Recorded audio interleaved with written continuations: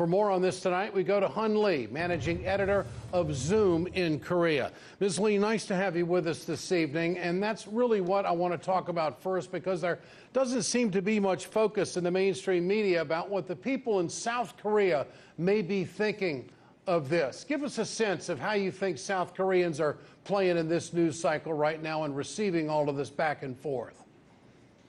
That's right. Well, there was great hope and expectation for peace on the Korean peninsula after the Inter-Korean Summit.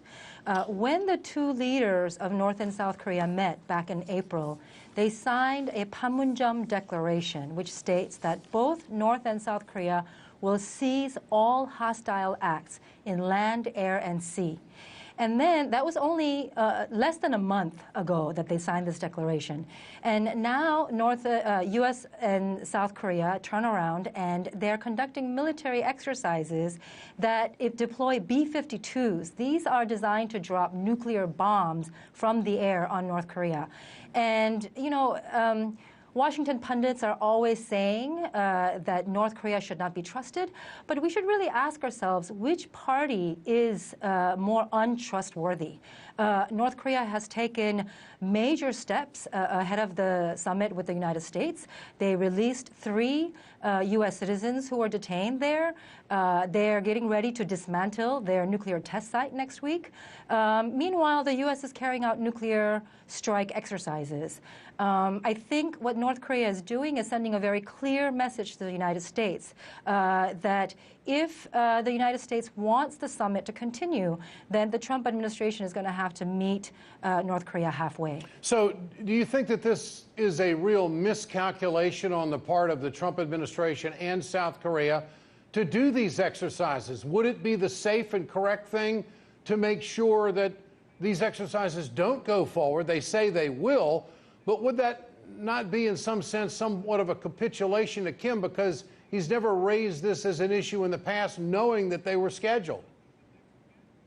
Well, publicly, the South Korean and U.S. officials have said yesterday and today that the exercises will continue as planned.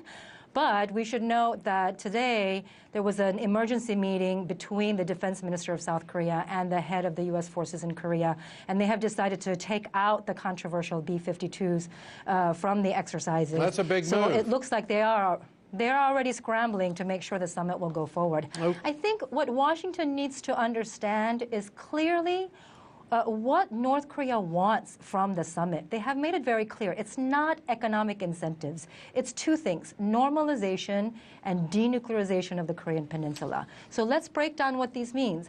Normalization means establishing normal relations, meaning trade, travel, establishing embassies in each other's countries.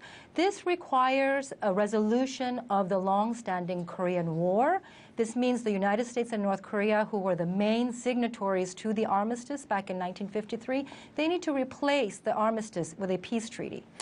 Denuclearization of the Korean peninsula means getting rid of all things that pose a nuclear threat to the peninsula, not just North Korea's nuclear weapons, but also U.S. nuclear threats. That includes the B-52s that are so frequently deployed during these nuclear strike exercises in Korea. All right. Hyun Lee, managing editor of Zoom in Korea. Thank you for your time tonight. I appreciate it.